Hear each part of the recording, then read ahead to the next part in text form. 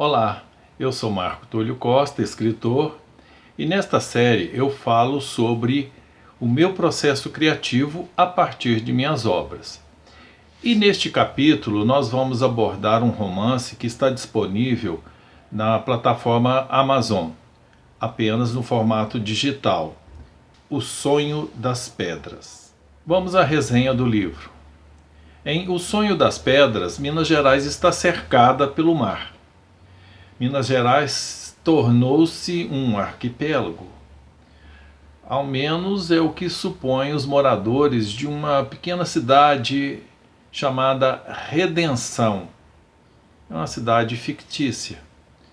O nome do lugar remete àqueles personagens que vão aparecer, todos eles perdidos em busca de um lugar no mundo.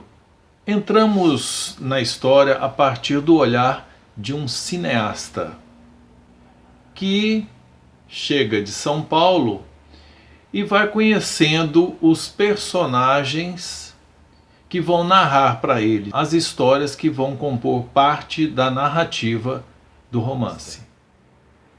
O plano está fechado em 2 pares de botinas sarapintadas de esterco, subitamente mergulhadas nas águas vermelhas de uma onda que espuma feito um cachorro doido. Lentamente, a câmera sobe, mostrando a barra das calças, e vai abrindo até um meio plano que se fixa nos 2 sujeitos, cuja estupefação silenciosa se explica no contraplano, que se segue em panorâmica, tomando ambos pelas costas, apequenados no centro da natureza larga, céu azul e mar aberto, silêncio de homens e prosa de quebra-mar. O da esquerda agacha-se quando há um corte para uma tomada fechada de sua mão rude, que num gesto delicado apanha uma conchinha. Um novo corte agora mostra ambos em meio plano, um concentrado nas filigranas daquele segredo de ostra, enquanto o outro, boca entreaberta, olhos arregalados, mira longe, onde deve nadar a resposta para a pergunta que ele coloca como isca no anzol de uma interrogação. E este mar, de onde veio? A pergunta procede, porque, embora não saibamos, eles estão em Minas Gerais, onde, já sabemos, não existe mar. Mas este é o final de uma história provável início de muitas outras. Não desta inteira, cujo começo é uma estrada, embora estradas não pareçam o início de nada. Só a eterna busca de tudo aquilo que está entre a aurora indefinível e o ocaso insuspeito de todas as sinas.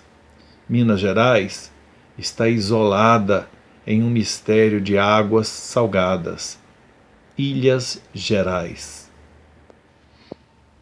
E como surgiu este livro? Bom, é uma expressão muito comum dizer que certa pessoa está dormindo profundamente, dorme como uma pedra.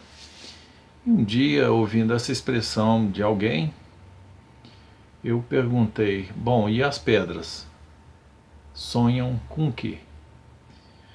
É curioso como, a partir de um título, de uma frase, de uma sugestão pequena, começamos a juntar histórias, fazer conexões de casos, referências, e não foi a primeira vez que um título me fez aprofundar em uma história mais longa.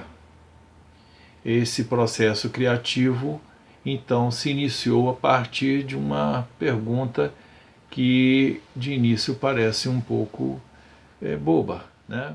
Então, nessa busca, eu juntei 2 contos que eu já havia escrito e que, para mim, tinham almas gêmeas e tinham muito a ver com aquilo que eu começava a imaginar para o romance. O primeiro desses contos tem um título curioso, é O Ovo da Elefanta, que foi escrito no ano de 96, 97, quando eu fazia umas aulas de desenho na Casa da Cultura com o grande Wagner de Castro, o artista plástico que todos amam aqui em Passos e falecido. Esse conto é sobre um escultor famoso, consagrado, que está insatisfeito com toda a obra que ele conseguiu produzir, e existe uma pedra que gira em sua mente desafiadora, ela pede para ser esculpida, é a obra da vida dele. E em busca da realização desse objetivo, né, que o oprime, que o angustia, ele se retira, sai do Rio de Janeiro, se enfia anonimamente em um ônibus e desce a esmo no meio de uma estrada e caminha por uma estrada de terra e até que chega a uma encruzilhada, e nessa encruzilhada existe uma pedra. Então ele se fixa, né, nesse local, e nós temos aí o desenvolvimento desse conto. Um segundo conto, Samuel Canto, ele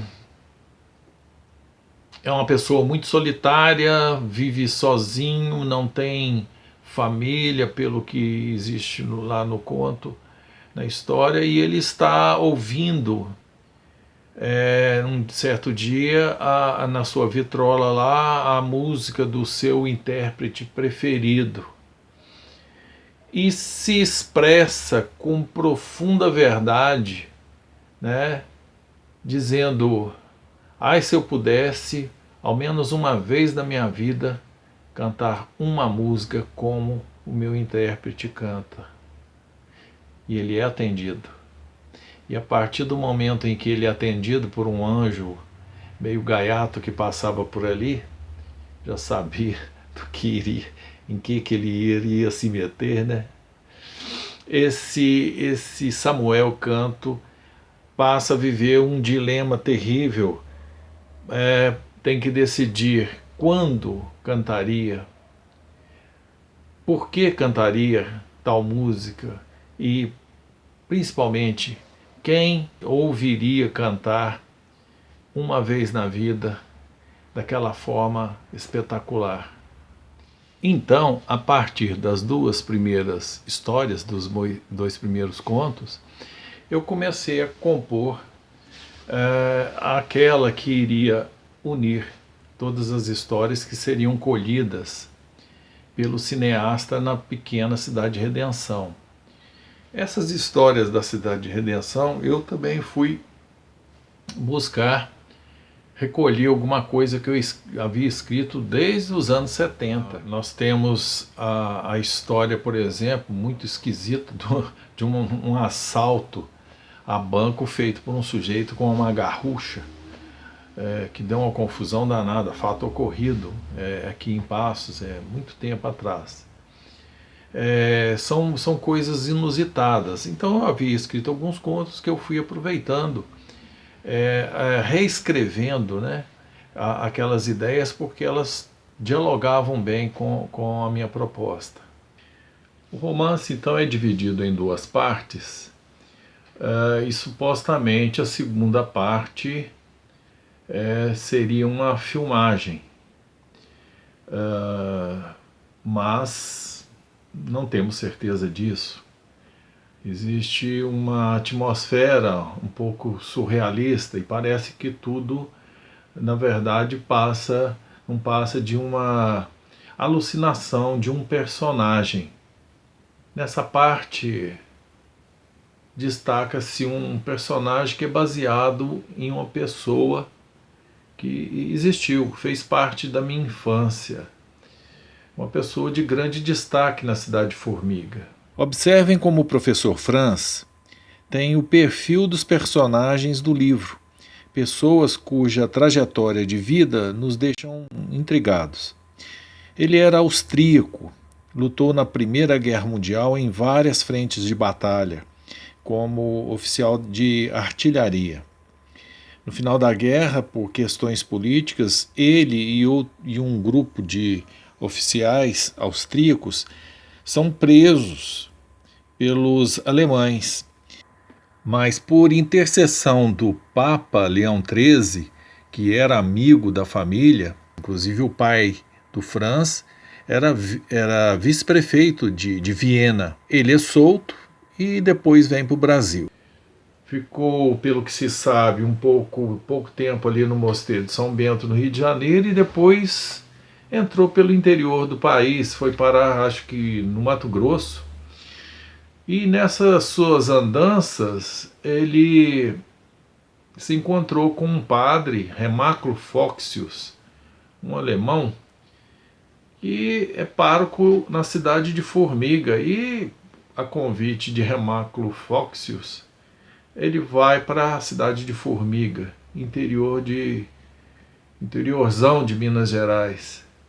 Lá ele se torna professor, primeiro de matemática, no ginásio Antônio Vieira. Ginásio, inclusive, onde o meu pai estudou. O Franz, sobrinho neto de Franz Schubert.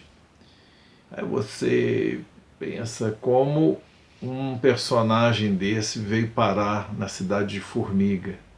Então, existe esse paralelo, né? Aquela pequena cidade do interior, né?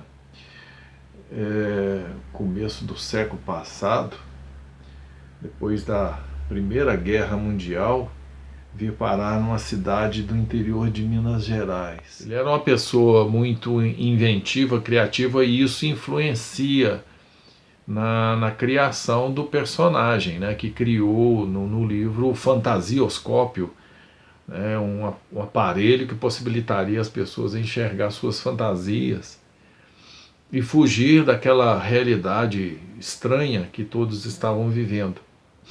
É ele também que chega à conclusão que a única forma de saírem daquela ilha, já que não tinham como navegar, e mineiros não são navegantes, seria recriar